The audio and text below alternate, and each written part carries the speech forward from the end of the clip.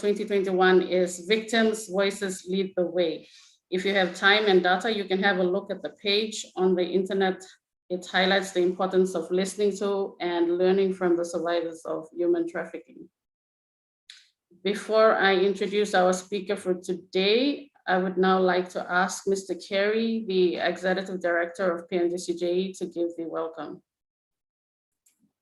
Thank you very much, Arabella, and welcome to all of you, especially our special guest and facilitator who will be introduced shortly by Arabella. The Papua New Guinea Center for Judicial Excellence is excited and enthusiastic about being able to present webinars such as this that provide knowledge increase and awareness and the opportunity for people in Papua New Guinea as well as around the Pacific who are viewing to learn more about various subject topics that are relevant to their particular areas of practice or work. In this particular instance, the fact that we are speaking specifically to human trafficking, which is a very real issue that addresses substantial problems in societies around the globe, whether it's Latin America or Central America on the other side of the globe, or Africa, or the Pacific as it is here in PNG. And so we are delighted that you have chosen to take the time to spend with us. This is your hour before lunch. So hopefully you are very energetic, alive, and focused, and you ask questions, because the only way for you to benefit from this learning experience is to ask questions. Feel free to ask as many questions as possible, because I believe we have the best facilitator in the world that we could have gotten at this particular time to help us to get clarity to this very important subject. And so again, welcome, and we look forward to hosting many more webinars every week in the future. As of 2022, we look forward to doing this weekly. For 2021, we'll be doing it at least twice a month. Thank you, and God bless you. Thank you, Mr. Carey. Now, our speaker today is Mrs. Enid Balong Kantha. She has over 15 years of experience in the protection space, and I have had the privilege to work alongside her with her in 2018, where PNDCJE and IOM went into partnership. She facilitated the trafficking in person for the court staff and magistrates in 7 provinces, and it was a successful training in the provinces. Mrs. Enid Kantha is the National Operations Officer with the International Organization for Migration, IOM, mission in Papua New Guinea, working towards the protection, human rights, and dignity of others. Enid has been in the protection space for 15 years, providing counseling and other relevant support to those affected by family and sexual violence, or GBV, including advocating for the rights of the vulnerable. Enid does case management and provides technical assistance while supporting capacity building initiatives of government and civil society stakeholders through the delivery of training packages on virus protection issues. She is passionate about what she does and would like to see heightened awareness and acknowledgement within governments about the issues of human rights, including all forms of gender-based violence and trafficking in persons, which is one of the worst forms of GBV, that they are serious and need to be addressed by according to relevant resources and support. With this brief bio, with that, I will hand it over to Mrs. Kantha for a presentation to start. Thank you. Over to you, Enid. Thank you, Arabella. Thank you, Mr. Carey, and thank you everyone who has joined us this morning. Now, trafficking in persons or human trafficking is an issue that affects every country, and no one is immune to this, regardless of our age, our status, our educational background. It doesn't matter. Any one of us can be a victim of human trafficking. So these terms are used interchangeably. You have, in some contexts, they use trafficking in persons. In others, you might hear them say human trafficking. But basically what human trafficking means, or what trafficking in person means, it's about the abuse and the exploitation of individuals or human beings by other individuals for their own purpose of gain, whether it's through financial gain or the services that they provide. Now, human trafficking involves the recruitment, transportation, transferring, harboring, or receipt of persons by the means of threat, force, coercion, deception, or for us in PNG, many times we'd say like just making false promises, getting someone to agree to go along with whatever it is that you would like them to agree to. The use of coercion, the giving or receiving of payments or benefits so you can have control over another person, the abuse of our cultural practices, and we'll talk a bit about that, for the purposes of exploitation. Now, exploitation can include forced prostitution, sexual exploitation, forced labor, domestic servitude, which involves work or domestic work around the home, slavery, and there are other similar practices to slavery as well. Sometimes you hear people refer to human trafficking or trafficking in persons as modern day slavery, because the slavery that we know of in the past was very different to what we're seeing nowadays. And that's why this is also referred to as modern day slavery, where we have people being treated like slaves. And it's also a grave violation of human rights. So many different countries are affected by this. Many different people from different walks of life are also impacted by human trafficking or the exploitation that happens to them. Now, here in Papua New Guinea, we've had several cases that have been reported. The International Organization for Migration, or IOM, has been working since 2010 with many other government agencies, including international and local NGOs, plus development partners, to address this issue and to raise the awareness around the risks of trafficking. Many times people usually look at trafficking and silo that up, class it as something different to GBV or gender-based violence, when in fact, human trafficking is one of the worst forms of GBV. It is a precursor to gender-based violence, where we have people finding themselves in situations of exploitation, both in the homes and in the workplace or in surrounding communities. And many times these cases might be identified as just a form of violence against another individual. Trafficking is a lucrative business. There's a low cost involved in carrying out this business. There's a lot of money involved because you have victims who may be sold and also be exploited again by many others along the chain. Right? So it's a profitable business that involves human beings. And like I said in my earlier statement, no one is immune to this. Any one of us can be a victim. And it can happen either internally, domestic cases that we might have within a country, or across international borders where you have transnational trafficking happening. So it means people are taken from one country into another and they're being exploited. I'll bring the scene, bring us all back closer to home here in Papua New Guinea. And this might also be similar to cases that might be found across the region as well in our neighboring Pacific Island countries. We have cases that happen locally, maybe from one province to another province, from one town to another town, even from the village to the town setting. And many times we might just take it as a general case of abuse. And this could happen within the family. Most times victims of trafficking are lured or are deceived into going along with someone that they know because they trust the person. So if I had a cousin who came to me and said, look, I've got a job here, or that I know some people who are looking for workers, would you like to come along? There's an opportunity for work.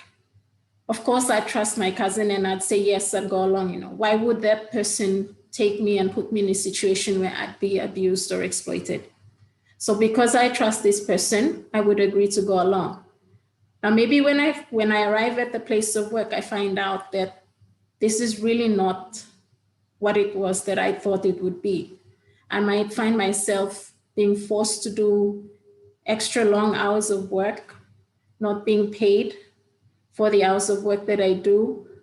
There might be even other tasks that I did not think I would find myself doing, being forced to engage in.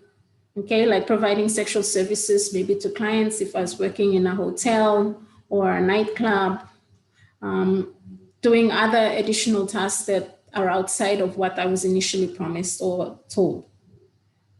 Okay, but because I trusted my friend, I went along. Okay, now many a times we find that they would say, the traffickers or the persons who did the recruitment would say, yes, you agreed to come along. Oh, yes, I agreed to come along, but I agreed to go along because I thought I was going to be paid. I thought I was going to be working in an environment that would be conducive for me, that I would be living in a place, a room where everything would be provided.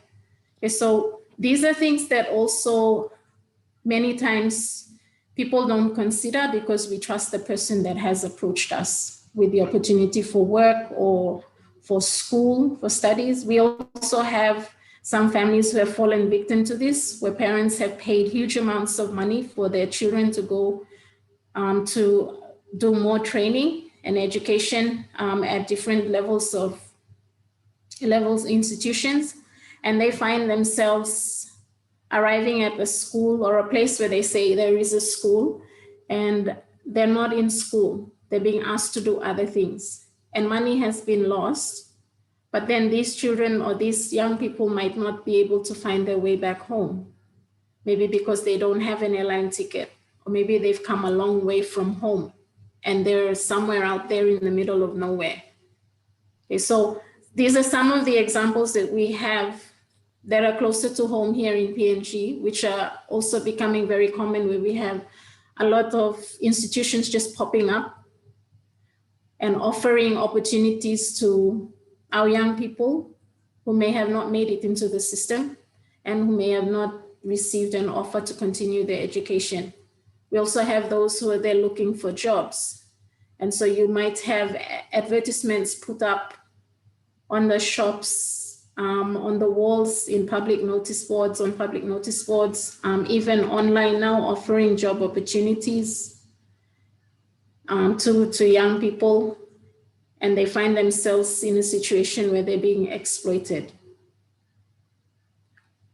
Another thing also is the abuse of our cultural practices that I'd like to highlight here. Here in Papua New Guinea, and also in some other neighboring countries, we have cases of customary adoption. Even with customary adoption, there are processes to be followed.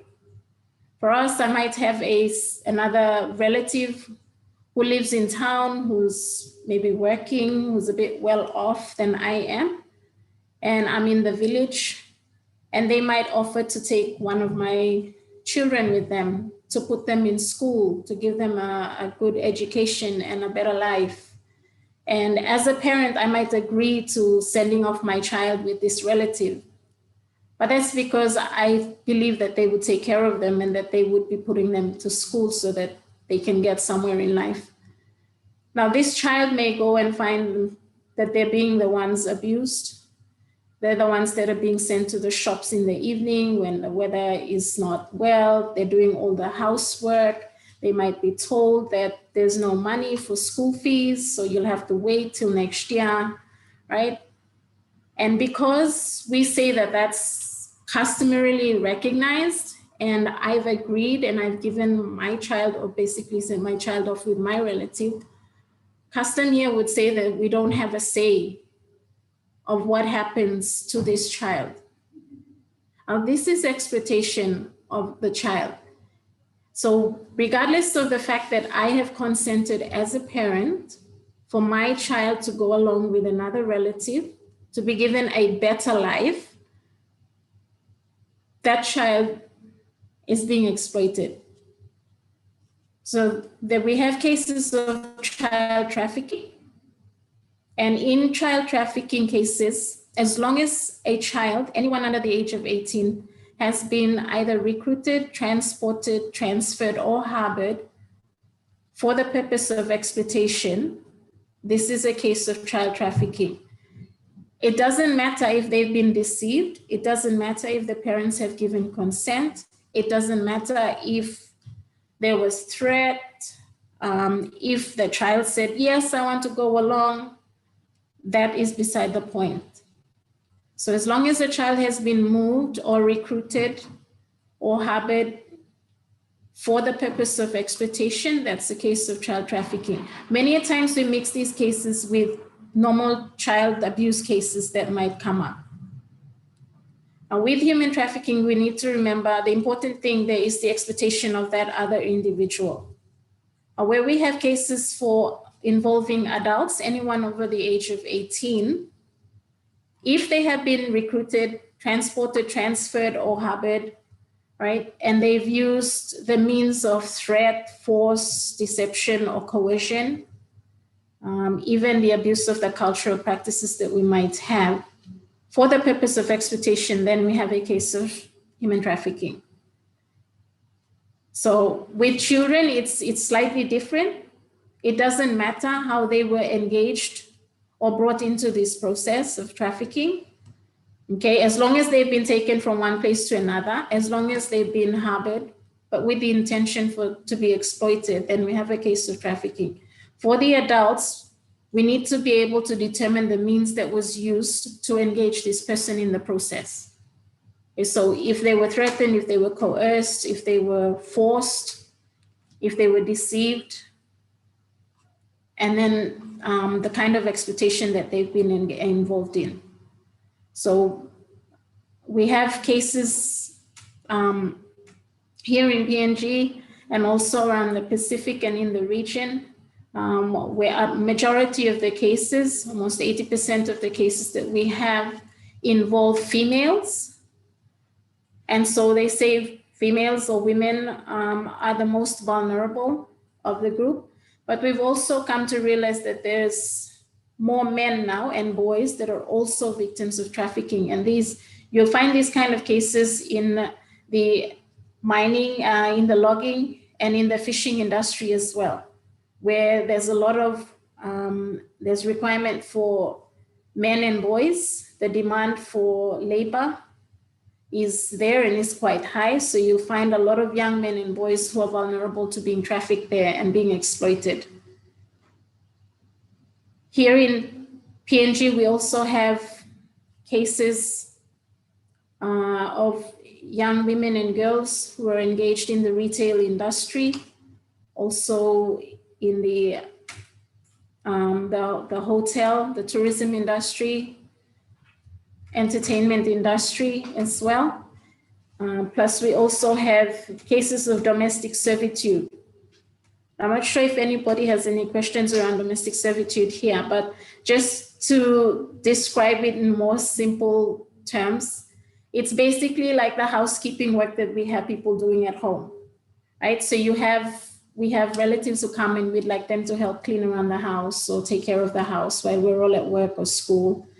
But we don't give them free time. We don't compensate them for the support that they're also providing to us. Basically, they might find themselves being kept within the homes, just working long hours, doing all the chores at home.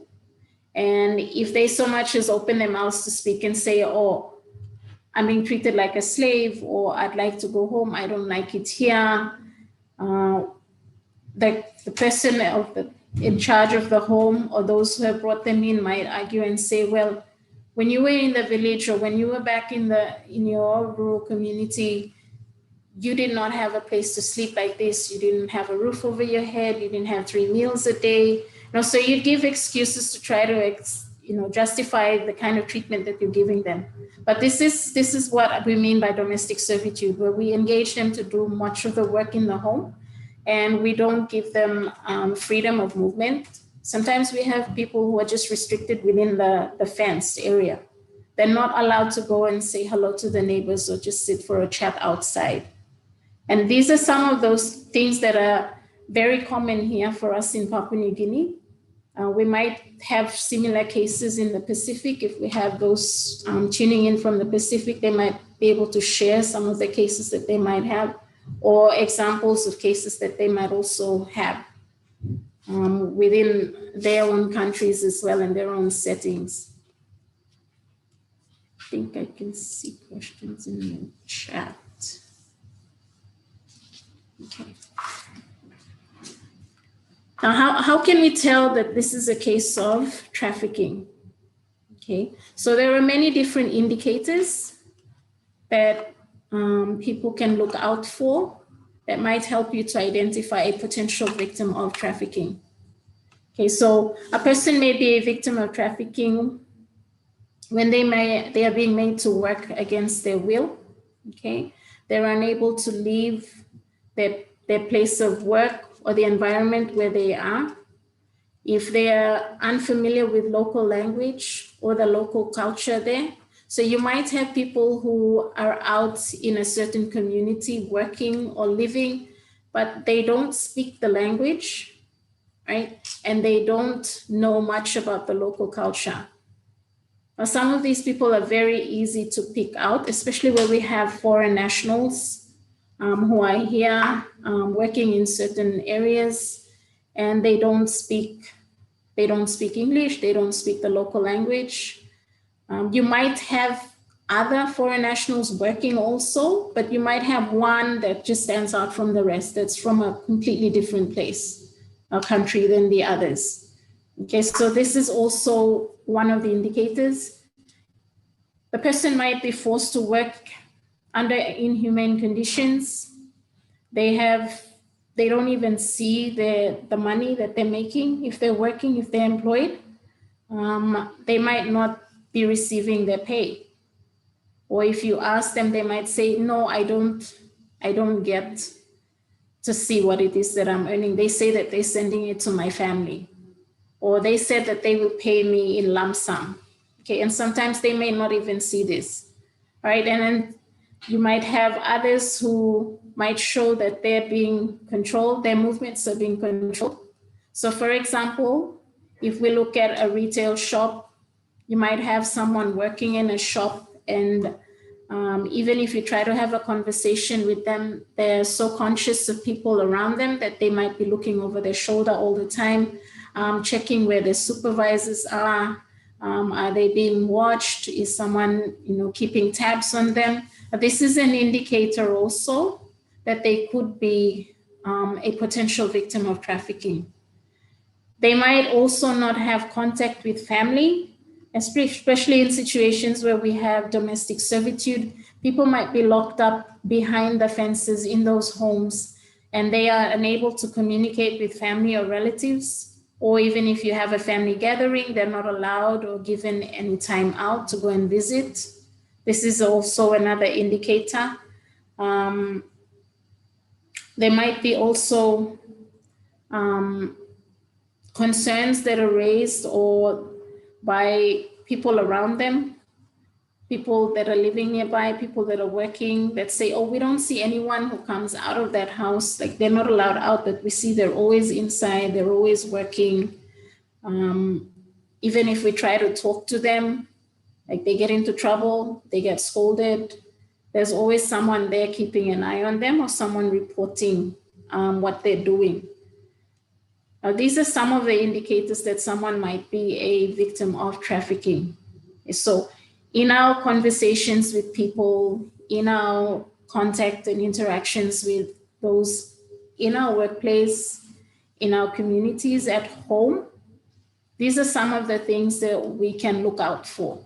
Now, you don't have to necessarily have received training on human trafficking like others have. Basically, any one of us can can help to identify a victim of trafficking if we know what some of these indicators are. And if we know also what the risks are, right? There are many other factors also that contribute to a person's vulnerability to trafficking, or what makes them vulnerable to trafficking. So we have situations where there's high poverty levels. So you have people who are looking for a better life, who are looking for a way to make a living. So we have unemployment as well. And so when someone comes along and offers them a job, if they're being offered something better than the current situation they're in, they might obviously go ahead and agree to taking up these offers. We also have situations where we have natural disasters that also contribute to a person being vulnerable to trafficking. So where we have, and in the Pacific, we have a lot of this, and also in the Asian region, we have natural disasters, we have cyclones, we have volcanic eruptions, we have flooding, all these things that happen that cause people to move. Now, in the process of moving or trying to move and get to safer grounds or trying to get away from the current location, there may be people who come along and say, well, I'll assist you to get to a safer place. I can offer you a ride, or I can offer you a place to stay for a night. And in return for that, they might ask other favors. Okay, so this makes people vulnerable because you just never know what people are going to do to you. But in the process of trying to move to safety, anything could happen. Those who are already victims of a natural disaster, or those who are fleeing from violence in a particular environment, might also find themselves being abused along the way. The cost of migration also makes it difficult for people to get from one place to another. And it might be the airfares, it might be the immigration policies of that country. So, you know, when you're trying to apply for a visa, or you don't have a passport, you want to go somewhere and you don't have the funds to pay for your airfares, you are vulnerable. If someone comes along and offers to help you sort this out, like we have agents, which is something that we all hear about here. In PNG, we also have people who are posting online on Facebook saying, if you need your passport done, if you need your birth certificate and all of these things done, then you pay a certain fee and they will assist you to get this done. We have to be very careful now with who we're dealing with, because we just don't know that they might be asking you to pay more than what the required fees are. Okay, so you might find yourself having to pay additional fees or provide other services for the help that they've provided to you. We also have situations where there's discrimination and stigma in our communities, which may cause people to want to move out of the community. So when an opportunity presents itself for either work or school or just for leisure, maybe, oh, just come with me, we'll take you someplace for a while and we'll bring you back. Let's just go for a holiday, sightseeing. And people might take these opportunities and go because they want to get away from the discrimination. Discrimination for whatever reason within the communities can also make people vulnerable to trafficking.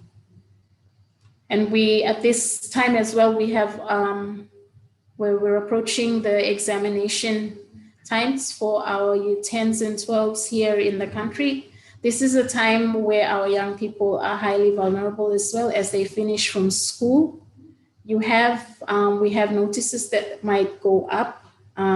We might have offers online for study in different countries or in different provinces. And it's good to check out the details of such advertisements, because if we have kids that are finishing in year 12 and you have a job opportunity that might say, oh, this is the package that's being offered, all you need is a grade 12 certificate, but the position is for something higher, these are where your alarm bells should be going off. All right, this is not right. Like, it's too good to be true, right? So you have these kind of offers that might be there. And yes, we have people who just, like young people who just want to get a job, who just want to get busy and keep themselves occupied, earn some money for themselves. But this is where all of us have a role to play in creating awareness around the risks of trafficking.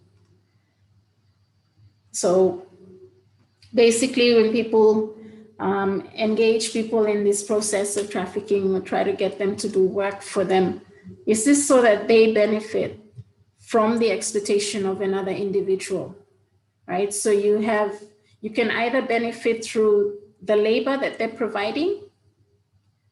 So they do all the work for you and you're benefiting from that because you get a free service, you're not paying them for that. Or even if they're being paid, it's at a very low cost, it's very minimal. Or they're also using them for the money that they can make out of them. So where we have, especially in sexual exploitation cases, people who have engaged young girls or women in sexual exploitation situations where they're being forced to provide sexual services and they don't get the money if clients are paying. Many a times the victims are not receiving this money or this payment. It goes to someone else, now the person who has arranged for this. If they are given some of the money, it's also very little. And they might be forced to be engaged in providing sexual services apart from maybe being a hostess at a nightclub, in a hotel, maybe doing some therapy work or cleaning work. Okay, but these are the other things that they might be engaged without knowing that this was the intention of the person who had recruited them. I'm not sure if we have any questions from anybody at this point. Sorry, I do have a couple questions. Is this Yes. the appropriate time to ask? Yes, I think we can take a couple of questions from here first. Just one is, in terms of the demographics of people who are affected, is it fair to say that, excuse me, mostly persons who are in the poverty level or poor persons are victims of trafficking in persons? That's the first question. And the second question, in Papua New Guinea, there's a concept called bride price. If you have a 16, and we know 16 years and older is the age of consent for sex. So if the family agree for their daughter to be married at 16 and moves that person from one province to the next, where does that fall in terms of trafficking in persons, bearing in mind the reality of age of consent and custom? Okay, so thank you, Mr. Kerry. In response to the first question, basically anybody can be a victim of trafficking. It doesn't matter. A lot of those who are online today, if you have not heard anything about human trafficking or received any kind of information before today, you would have been highly vulnerable. After this session, I hope that it also helps to reduce the risks of you falling victim or any of your family members as well falling victim. It doesn't discriminate. And many a times, even if we're highly educated, if you have an opportunity presented to you that looks so good, if you don't know that this could be a potential for exploitation, you might fall victim to this and actually agree to go along. Okay. The second question in relation to PNG, we have, yes, the bride price system. So the abuse of our cultural practices, this is one of the means that is used. So apart from the customary adoptions, there's also the exchange marriages, the arranged marriages that we have, and the bride price. And yes, the issue of consent comes into play here, and the age of consent here in PNG. Okay, so if under the CRC, which is the United Nations Convention on the Rights of the Child, PNG is signatory to that. So from that, and also looking at the Lukauting Pikinini Act, anyone under the age of 18 is considered a child. So regardless of them saying they have consented, the parents have consented, they've agreed to this, anyone under the age of 18 is considered a child and should not be forced or asked to engage in these kind of practices where we have bride price being paid for them, or there's an exchange in exchange marriage or an arranged marriage as such. We've had situations where we've had children as young as even 13 here. Some cases that we've dealt with where there was bride price paid and the child was taken from one province to another. In fact, from one of our regions here in PNG to another region to be married off to an adult man. She sustained a lot of injuries. She was forced to behave like a wife, okay, and perform all the functions that you would expect a grown woman to do in the home, in the bedroom. But the injuries that she sustained were the indicators for staff at the hospital when she went for treatment. And yes, she might have said that, no, she got beaten up because she was naughty. But the extent of those injuries told the staff at the health facility that this was more than just a beating of a child. So further probing with the child revealed that she was in fact a young bride, that bride price had been paid for her, and she had been taken far from her home village to another province and was in a marriage to some guy who's much older than her. She got rescued and she got assisted to doing something else, getting out of that situation, away from that province, but being placed with other relatives who would take care of her. And she's undergone some training, life skills, so she can get her life back on track. Now, she did not want to pursue the case, and this is something also that I'd like to stress. Now, victims of trafficking may not want to go down the legal pathway. They may not want to pursue things through the courts. Many of them have been traumatized through the experiences. And so many a times they might just want to go home. If they can't return home, be taken somewhere else, live with other relatives, or start up a new life elsewhere and just move on from what has happened to them. We cannot force people to take the matter to court, okay, to seek legal redress, because at the end of the day, you and I are not the ones who are going to be there with them forever. They have a right to choose, although we may think it's in their best interest that they take the matter to court and they seek justice for what has happened to them. This may not be the right thing for them. It might not be the best option. We might be causing more harm than good to the victim. So it's very important that as much as we'd like to help them and get them to seek justice for the crime that's been committed against them, that we must respect at all times the views of the victim and what their views are on how they see, themselves getting out of this situation. Now, this leads on to what this year's theme is for the World Day Against Trafficking in Persons, which falls on the 30th of July, which is this Friday, where the victims' voices lead the way. Okay. This highlights the importance of listening and learning to survivors of human trafficking, because in our fight against human trafficking, they play a crucial role in establishing effective measures to help us prevent the crime, also to identify other victims and help to rescue them if they need rescuing, and supporting them on the road to rehabilitation. Many times the victims find it very difficult. If they come out and report a case, the fear of discrimination, being blamed for the actions. Oh, but why did you say yes? Why were you there at that time? Why didn't you check first? Why did you agree to go?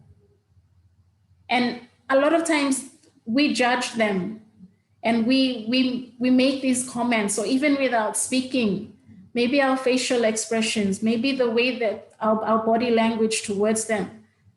And so you'll find that they don't speak up, they don't say anything. And they might go and we lose them in the system. They don't come back. because what they've been through is traumatizing. And if we don't give them the right kind of help that they need today, it could have an effect on their life, right? Further along the track, it can still have an impact on them. So it's very important that we listen to those who have come to us for help, or those that we may have identified as a victim. And they might just want someone to speak to. They might just want a safe place to be at for a while. And it's important that we respect that.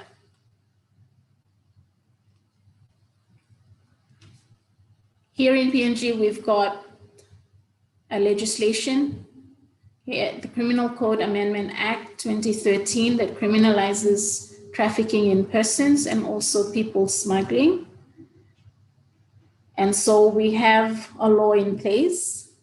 We've recently had a conviction to a case that was identified in 2015, which was very widely publicized. It was in the media since 2015. And thanks to the media, they've been keeping track of this story as it went through the courts.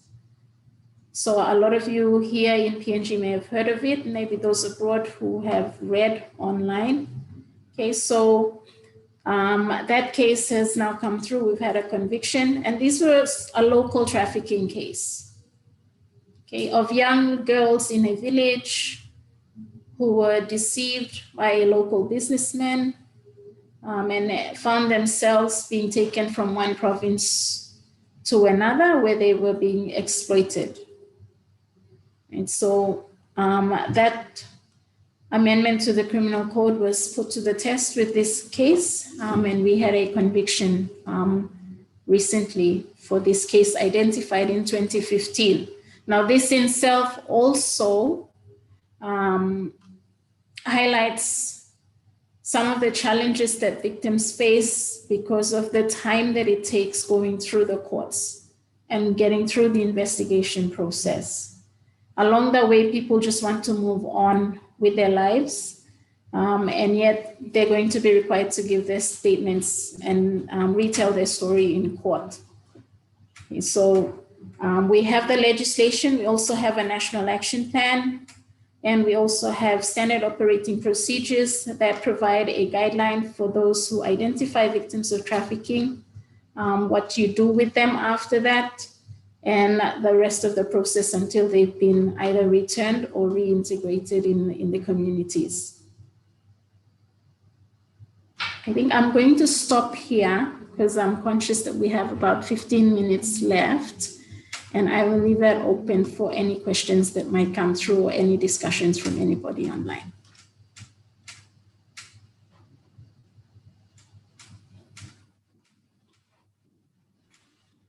Thank you, Enid.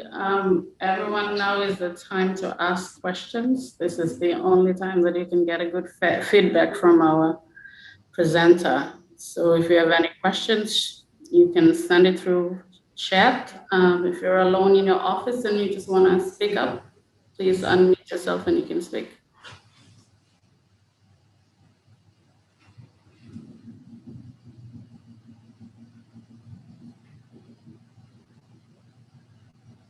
Yes, Joanna.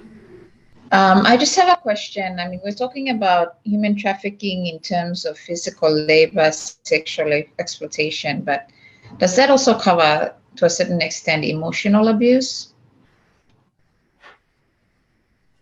So victims of trafficking may suffer so many different ways. So you have the physical signs of abuse on them. The trauma that they go through may have a psychological impact on them that can stay with them for a very long time in their lives. Yes, we call people different names. We like this. So there's the name calling, there's the other forms of abuse that they may go through, which can have a psychological effect on them, or can affect them mentally as well. The thing to remember with trafficking is the kind of exploitation. So if they were exploited either sexually or through forced labor, like physical work that they've been doing, the psychological impact of that can also stay with them. That is an effect of the exploitation that they've gone through. Joanna, does that answer the question? Is that okay? Okay, cool.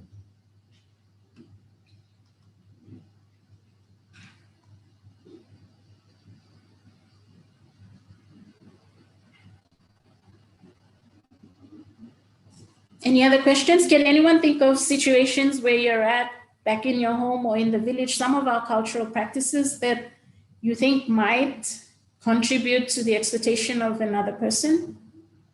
And these are some things that we think are like just normal. Every day we accept them. They're accepted norms.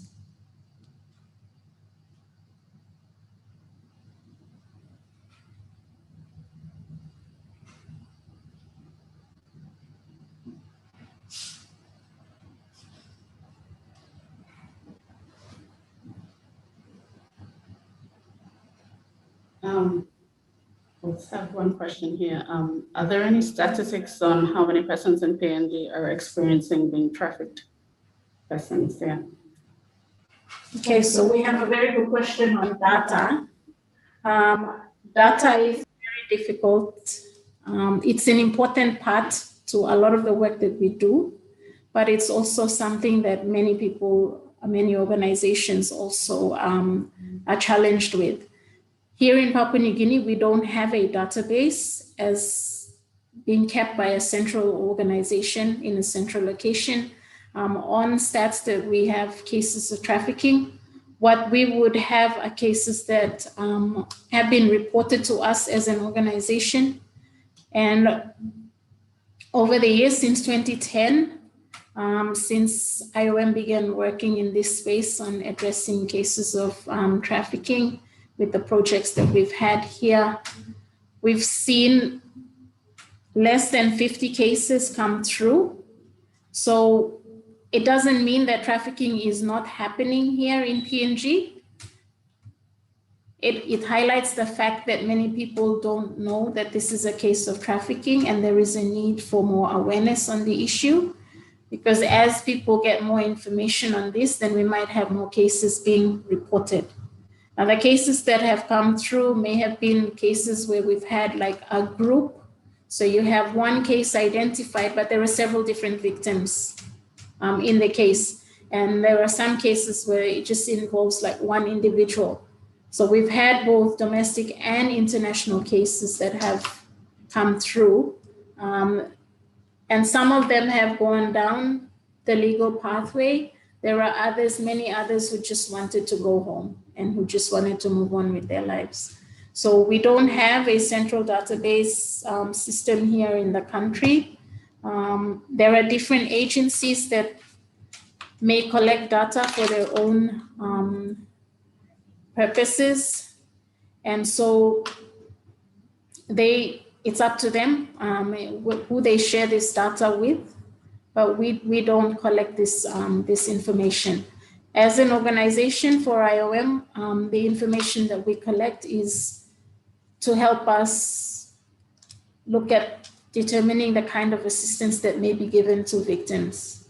And if there's anyone who would like to report a case of trafficking, you can either contact IOM and we have the case reported.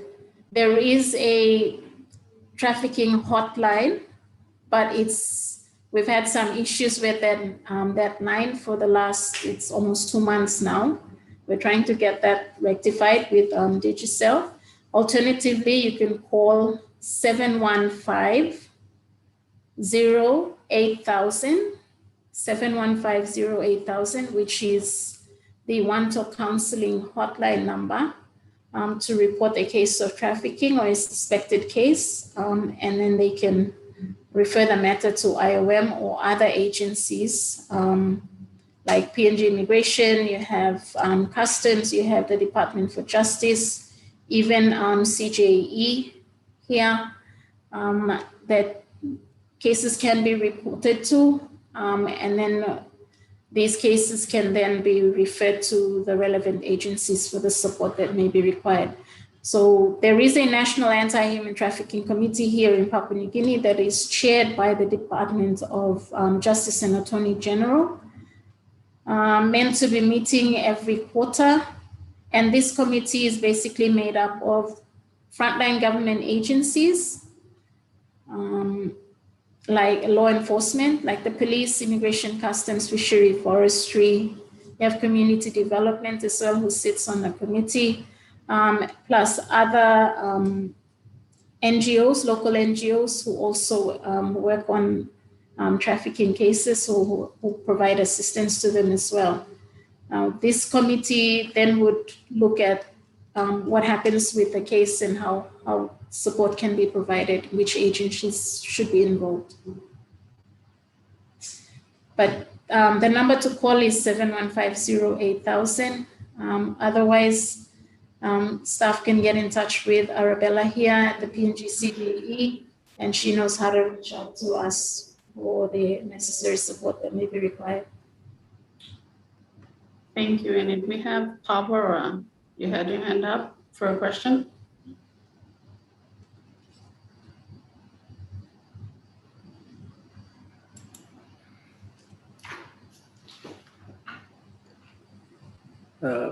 I want to make a comment on the presentation. I'm very happy that I have been able to attend this webinar, and I have been sensitized to human trafficking or trafficking in persons. When I talk about trafficking, the emphasis is on movement of people. But I have a situation where a young man who is of low education and a bit mentally retarded had been taken as a grown-up person to work as an unskilled laborer for a company in Port Moresby. And although his mother continues to live at Erima, he has not been released to see his mother over the last several years. He does a lot of heavy lifting, traveling on transport, taking stock from a warehouse to shops around the city. But not once has he been able to visit his mother. And when inquiries are made as to how much money he's making, he has absolutely no idea. There is someone, a minder, who supposedly collects his pay, but never gives him any. And having heard from the presenter, this could be a case where someone is being detained against their will, not being paid, and the money supposedly is supposed to be retained until this young man, who is now probably in his early 30s, leaves work. In the meantime, he sees nothing, and he has nothing to give to his mother. Could you please make a comment on this kind of situation, and how does it relate to human trafficking? Thank you, Mr. Kaiku. So yes, movement is an essential element of trafficking, but it does not necessarily have to happen for a person to be a victim of trafficking, as in this situation where he has not been moved out of his current location. He may still be somewhere near where his home is. So although we talk about movement and the movement of persons as and movement being an element of trafficking, it does not necessarily have to be, like someone doesn't necessarily have to be moved or transported to be a victim of trafficking. I'd like to discuss this particular situation offline, if that's all right with you. We can have further discussions on that, and we can probably direct you to the relevant persons who'll be able to provide some I'll be happy to assistance do to that. this guy. Well, thank you. I'm just reading the chat so I can see. From Mr. Kerry, how do we encourage people to report given the challenges of custom and practice, which may accept trafficking in persons at a local level? Is it realistic to expect change at local level? Okay.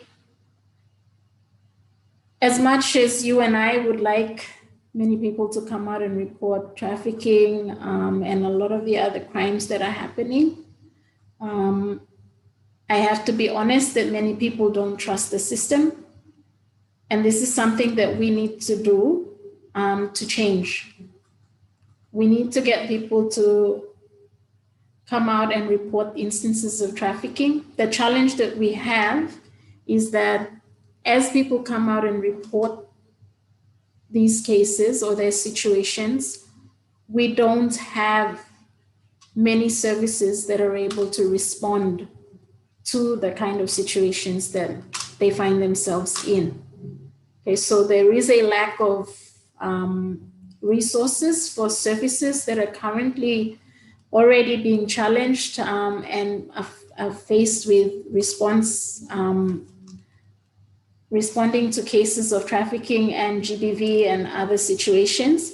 But we need to let people know that there is help available, that they can come out and report this.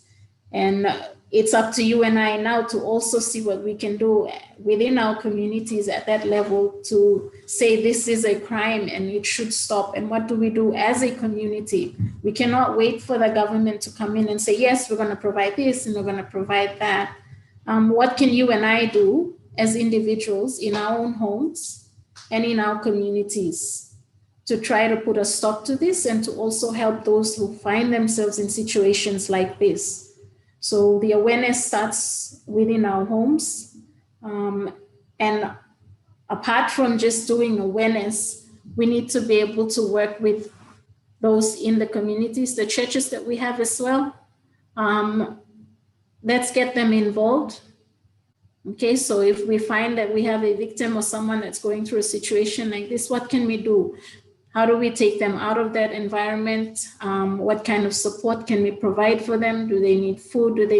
We need to be able to provide that kind of support at that level, but also know who else we can report to outside of our communities who may be able to step in because they have the mandate or they have the authority to do something about it. So I'd like to be optimistic that we can see change at the local level. And I need more people to stand up and join this fight. Let's put an end to this and stop the exploitation of our own relatives. It's challenging because some of us do things that actually do contribute to the exploitation of our own relatives without realizing it. So I hope today's session has provided some information to you. Think about how you're treating your own relatives, your own people, your own employees, your staff, and let's not exploit one another. Thank you. We'll have one last question from Barbara.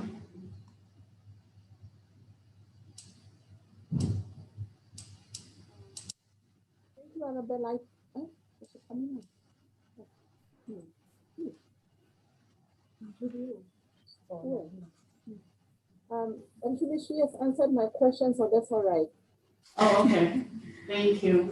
Actually, I was going to ask, what is there any safe guarantee of a safeguard to, say, example, me? I see something happening and I report the matter because our family unions, you report it. We see already, we're going to come for you. That kind of thing. So I was going to ask a question. Thank you. Thank you. That's a question I ask myself every day. We see a lot of things happening around us. And yes, we might want to be the responsible citizen to report these crimes that we observe. But you can apply for a protection order through the courts. I'm not sure about the Whistleblowers Act that is there. I'd like to think that that would also protect others. There's all these, so the protection of those reporting is one thing. And then we have the protection of the actual victims as well. So I don't have a real answer for that. But if you go to the right organizations or persons who know how to keep confidential information and ensure you are protected, that's the way we've been able to provide support to victims of trafficking and also survivors of gender-based violence, is knowing who to report to and ensuring that that information gets into the hands of the right people, because it could be detrimental for yourself, also for the victim or the person that you were trying to assist. Okay, so it's important that we know where to report and who to go to. And some of those places I've mentioned. Otherwise, for those of you who are online, please see Arabella if you have any instances of what, and she knows who to get in touch with. I see in the chat, there's just very quickly a comment there from Debbie. In terms of offering support to victims, especially in getting them to places of safety, what are some of the challenges? Getting support from relatives in the community. Okay, are there instances of stigmatization? So this kind of relates to just what we were discussing about the protection and the safety of those who are reporting, those who are aiding or providing support and assisting victims or survivors, right? Yes, there are challenges. Many a times, you might also find that the perpetrator or the person who's exploiting the victim is a family member. So what do we do in that instance? Okay, these are some of the challenges that, so are you going to help the victim, or are you going to, this is the breadwinner, or this is the person who's providing all the support now. If I go and report them and they are without a job or they're locked up in jail, then what happens? So these are the considerations that are taken into account when speaking to a survivor or a victim of trafficking in this instance, and trying to weigh all these things out. Now, it's important that we know that because they've been traumatized, we need to get them to the right people who can offer the correct kind of support to them. Otherwise, we will harm that person more than we're trying to help them. And these are the kind of discussions or conversations that they would have with a counselor, with a psychologist, with a social worker, okay, someone who knows how to have these discussions with them and get the relevant information that is required to then provide the kind of support that they need. You can't offer the same support to everyone. Everyone has different needs. So it's important that we know who to refer to and we get them to the right people for the right kind of help that they would require. Okay. Thank you. Thank you very much, everyone. Thank you very much, Enid. For now, I would wrap up the questions and answers. I would now like to ask Ms. Debbie Lauriwana, the Public Relations Manager for PNGCJE, to give the vote of thanks before we wrap up for today. Thank you, Arabella. On behalf of the PNGCJE management and staff, I wish to thank Mrs. Enid Kanta from the IOM, our National Operations Officer, for gracing us with your presence in delivering this very informative and valuable session on trafficking in persons. We have learned a lot from this session today, especially with respect to the complex process of trafficking in persons or human trafficking, and also the growing cases of trafficking in persons in PNG, particularly child trafficking or exploitation of young men and women. The IOM has been co-facilitating training programs on TIP with the PNGCJE for the last 2 years, and we hope to continue working in partnership in promoting awareness on counter trafficking in persons and other related issues, especially towards human exploitation and migration. We would also like to extend our sincere gratitude to all the participants who have joined us in this webinar, staff from NJS's registry and corporate divisions, also our stakeholders from outside the judiciary, from the other law and justice sector agencies who have joined us. And if we have those joining us from outside of Papua New Guinea, from abroad, particularly in the Pacific region, thank you for making your time available to participate in this webinar. So thank you once again, and we look forward to your participation again in the next webinar sessions that will be conducted by the PNGCJE. Thank you.